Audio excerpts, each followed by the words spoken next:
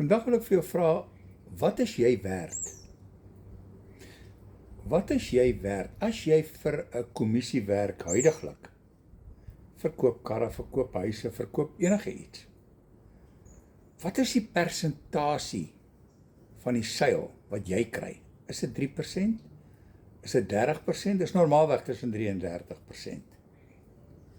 Met my besigheid, as gevolg van die feit dat toe ek dit gekoop het, kry jy saam met dit master resale rights, is 100% van wat ek verkoop, is my eie.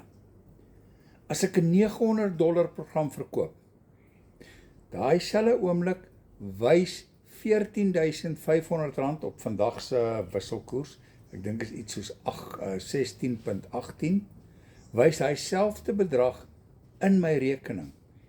Daar's geen afknypgeld of verskuilde kostes nie. As ek ook vir jou kan wys hoe om 100% kommissie te verdien op elke seil wat jy maak, en jy's reg vir dit, comment net vir my 10.000 in 'n WhatsApp, onder is my nommer, of in my bio, stuur vir my 'n e-mail.